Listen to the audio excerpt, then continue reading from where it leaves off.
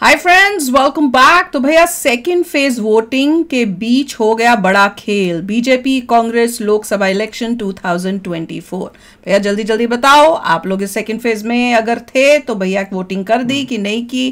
क्योंकि बहुत इंपॉर्टेंट है कि हम सब जाके वोट करें ताकि करेक्ट लोग जो हैं वो फिर से गवर्नमेंट बना के अपने देश को प्राउड फील कराएं। तो चलो वीडियो शुरू करते हैं।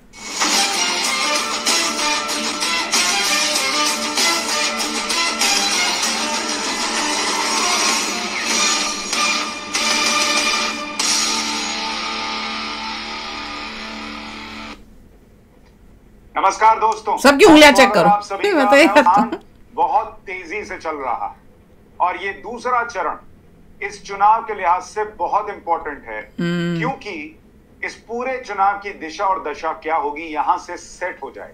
और मैं ये क्यों कह रहा हूं आज इस वीडियो में आपको विस्तार से बता दूंगा। आखिर तक वीडियो जरूर देखिएगा क्योंकि बहुत सारे खेला होने की खबरें आ रही हैं और नरेंद्र मोदी के लिए, उनकी पार्टी के लिए, इस देश के लिए उन खेलाओं का क्या मतलब है आपको ये भी बताऊंगा। लेकिन सबसे पहले आपको बता देता हूं कि जल्दी से कि एक पॉडकास्ट मैंने किया था एस जयशंकर विदेश मंत्री के साथ। आप में से बहुत सारे लोगों ने अगर उसे नहीं देखा है तो जरूर देखिए, ये मौजूद है मेरे इसी चैनल पर। और इसमें अगर आपको जानना है कि चीन ने भारत के किस किस हिस्से पर कब्जा किया है, विदेश मंत्री ने खुद बताया है।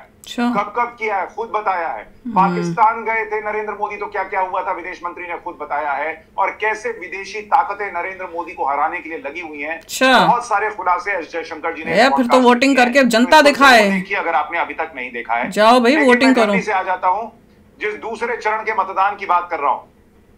और अगर आप देखेंगे दूसरे चरण के मतदान में सुबह 11 बजे तक, सुबह 11 बजे अलग अलग राज्य हैं वहां 25% के करीब वोटिंग हुई थी। सुबह 11 बजे तक 25% की वोटिंग, बहुत अच्छी स्पीड है। और अगर आप देखेंगे असम में ऑलमोस्ट 28%। Very good. बिहार में भी तेज रफ्तार से वोटिंग हो रही है। अब बताए ना, अब खत्म होने के बाद कितना? जम्मू कश्मीर में 26% से ज्यादा, कर्नाटक में 22%, केरल में 25%, मध्य प्रदेश में। चलो 11 बजे तक तो 1/4 तो हो जानी चाहिए। 99% वोटिंग, राजस्थान में करीब 27%, त्रिपुरा में 36% और उत्तर प्रदेश में भी तो यहाँ हो चुकी है। इसका मतलब हो रही है, बंगाल में मतलब आज हुई है 30% से ज्यादा वोटिंग हुई है। राजस्थान भी कह रहे थे कि क्या मतदाता घर से नहीं निकल रहे हैं। वही सेकंड फेज में ऐसा होता हुआ नहीं दिख रहा है। Thank God. और पिछले बार जो सेकंड फेज की वोटिंग हुई थी उसमें 70% मतदान हुआ था करीब करीब।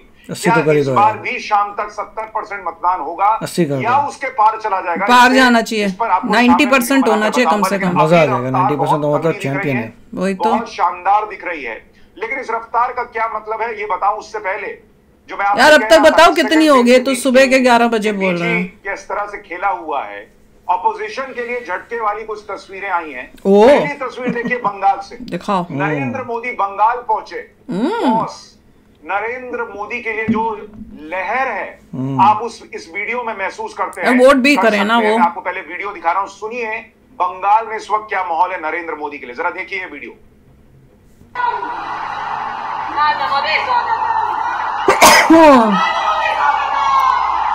मुझे लगा है वो बोल रही है ममता, मैं इतनी हैरान हुई थी। आवाज तो ऐसी लगी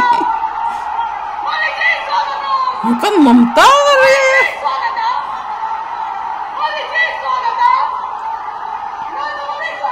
ओ वहां पे भी है, भी उधर तक है। तो ये नरेंद्र मोदी के लिए लहर है बंगाल के अंदर, मतलब पूरा जन सैलाब उमड़ा हुआ है। पहली ये तस्वीर तो विपक्ष के लिए बड़ी खतरनाक है उनके राजनीतिक सफर के लिहाज से, और ममता बनर्जी की टेंशन बढ़ाने वाली तस्वीर। अब जरा आपको दिखाता हूं कि दूसरा खेला ये हुआ कि जो विपक्ष नरेंद्र मोदी के पीछे पीछे भाग रहा था, नरेंद्र मोदी नैरेटिव सेट कर रहे हैं और वो पीछे पीछे भाग रहा है। कांग्रेस पार्टी ये कह रही थी कि अरे मनमोहन सिंह ने तो कभी कहा ही नहीं कि इस देश के संसाधनों पर मुसलमानों का पहला हक है। अब उस प्रेस कॉन्फ्रेंस का वीडियो आ गया है जिसमें मनमोहन सिंह ये मान रहे हैं कि उन्होंने कहा था कि इस देश के संसाधनों पर मुसलमानों का पहला हक है और वो इस बात पर कायम है। सुनिए जरा इस वीडियो को, फिर बताता हूं और क्या बड़ा खेला हुआ है। ये अभी की है कि पुरानी है कोई? 2000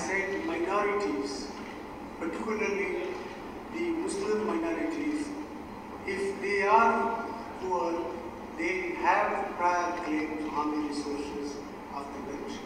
I use the word all for all minorities, and I added for mayor, particularly Muslim minorities, if they are poor, they have a trial right. क्यों भाई, if they are poor they have this, बाकी लोग Indians नहीं है, सबको equal है, just because गरीब है उनके पास ज्यादा। 2009 में ये क्लियर कर दिया था कि मैं अपने बयान पर कायम हूँ कि सारे माइनॉरिटी की बात करता हूँ, लेकिन अगर सबसे ज्यादा गरीब है तो उसका पहला अधिकार है। क्यों भाई? उसका पहला अधिकार है, बाकी गरीब नहीं है, इंसान नहीं है, छोड़ दीजिए उसको, तो माइनॉरिटी आप मान ही नहीं रहे। सिख का गरीब, हाँ वो नहीं, ईसाई का गरीब वो भी नहीं, जैन का गरीब, क्या सोच थी, सारे दूसरी माइनॉरिटीज के गरीब से ज्यादा अधिकार वोट चाहिए इनका ना, इसलिए संसाधनों पर उसका उनकी पॉलिटिक्स वही थी। तो जो लोग पिछले कुछ दिनों से नरेंद्र मोदी पर हावी हो रहे थे और जो उनके एजेंडा पत्रकार विदेशी चिलगोजे वगैरह जो वीडियो बना रहे थे, अब वीडियो बनाए और बताए। मनमोहन सिंह ने तो कहा तो नहीं बनाएंगे, मैं कायम हूं अपने बयान, और यही नरेंद्र मोदी कह रहे हैं कि यही कांग्रेस की सोच, ये आ गए तो हर चीज में मुसलमान करेंगे। तो कम्युनल वो है जो मुसलमान करता है, कम्युनल वो नहीं है जो हिंदू मुसलमान करता है, क्योंकि वो हिंदू की भी बात कर रहा है, मुसलमान की भी बात कर रहा है, सिख की भी बात कर रहा है। इक्वल होना चाहिए, इक्वालिटी होनी चाहिए देश में। क्या आपको बताता हूँ सेकंड फेज में जो वोटिंग हो रही है उसको लेकर क्यों चर्चा बड़ी जरूरी है। ये जो सेकंड फेज की वोटिंग चल रही है, ये बीजेपी के गढ़ में वोटिंग चल रही है, और इसमें पिछली बार 2019 के नतीजे आप देखेंगे, एनडीए अलायंस ने 88 में से 61 सीटें जीती थी और इंडिया अलायंस को मात्र 23 सीट आई थी यहां पर। और इसमें बीजेपी ने कैसे अपना वोट शेयर बढ़ाया था। केरला जैसी जगह में जहां पर बीजेपी कुछ खास नहीं कर पाती, वहां एनडीए का वोट शेयर 2014 के मुकाबले 11% से बढ़कर 16%, यानी 5% का गेन था। बहुत ज्यादा होना चाहिए बीजेपी का वोट शेयर 37% से बढ़कर 51% चला गया था 2019 के चुनाव में, और सीटें 6 से सीधा डबल 12 हो गई थी, जहां पर आज वोटिंग हो रही है जिन सीटों पर। राजस्थान, जिन 13 सीटों पर, राजस्थान की 13 सीटों पर वोटिंग चल रही है, वहां बीजेपी ने अपना वोट शेयर 56% से बढ़ाकर ऑलमोस्ट 61% कर लिया था और सीटें 13 की 13 जीत ली थी। और उत्तर प्रदेश की जिन 8 सीटों पर आज मतदान चल रहा है, वहां पर बीजेपी ने करीब 57% वोट शेयर को बढ़ाकर 65% कर लिया था। सीट बनी हालांकि 8 में से कम 7 हो गई थी, लेकिन वोट शेयर जो है वो बीजेपी का 7% बढ़ा था। इसीलिए कह रहा हूं कि ये बीजेपी के गढ़ में वोटिंग चल रही है, एनडीए के गढ़ में वोटिंग चल रही है। और यूपी में बीजेपी पूरी उम्मीद कर रही है कि वो 8 की 8 सीटें जीतेगी, क्योंकि इस बार सपा और बसपा मिलकर नहीं लड़ रहे और बीजेपी का गठबंधन है आरएलडी के साथ। तो बीजेपी आश्वस्त है, मेहनत कर रही है कि 8 से 8 सीटें जीते। आपको क्या लगता है जी? भाई उन्होंने तो भी सुबह के 11 बजे तक की बताई है। अब आप बताओ, अगर न्यूज़ में ये बताया गया है कि अभी तक कितने % वोटिंग हो गई है, क्योंकि अगर वोटिंग परसेंटेज अच्छी है तो that is a good sign, देख के हमें भी बहुत खुशी होएगी। और दुख ये होता है कि अभी भी जनता इतनी नासमझ है कि उनको अपना अच्छा बुरा नहीं पता, क्योंकि मेरे हिसाब से तो हर जगह पे मोदी जी को एटलीस्ट 80-90% तो वोटिंग में होना, मतलब हर जगह पे बीजेपी जीतनी चाहिए, जो इतना देश का अच्छा काम कर रही है, देश को इतना आगे लेके जा रही है कि दूसरी कंट्रीज तक जो जिस तरह से अब इंडिया की इज्जत कर रही है, क्या आप किसी को दिखता नहीं है? बीजेपी में ये भी अच्छा कार्य किया है कि जहाँ जहाँ लीडर्स अच्छे थे, हाँ, उन्होंने क्या हमारे साथ ज्वाइन हो जाए। हाँ, जो भी उनको लगा कि ये देश के लिए कुछ करना चाहते हैं, उनको मौका दिया जा रहा है कि चलो तुम अब ज्वाइन करो बीजेपी को और अब करके दिखाओ। क्लियर कर दिया कि इस रीजन में तुम बहुत अच्छे लीडर हो, हमारी पार्टी में नहीं, हमारी पार्टी में ज्वाइन करो, हम चाहते हैं तुम अच्छे लीडर्स को यहाँ पे रहो। तो हर जगह उन्होंने अच्छा काम किया है। वहां पे भी जो कांग्रेस का हिस्ट्री देख लो क्या करती है। वो कह रही है कि मुसलमानों का सबसे ज्यादा राइट है, माइनॉरिटीज में भी, वो वह माइनॉरिटीज में भी भैया किस तरह से। और तुम कौन होते हो डिसाइड करने वाले इस देश के? बाकी देश के नागरिक नहीं है। गरीबों में भी भैया मुसलमान का सबसे पहले हक है। और भी हिस्ट्री देखो, सब माइनॉरिटीज का हक बोल सकते थे, सब बोलना चाहिए। किस बात, किस क्यों भाई, बात ही इतनी गलत की है, सब हद ही हो गई है।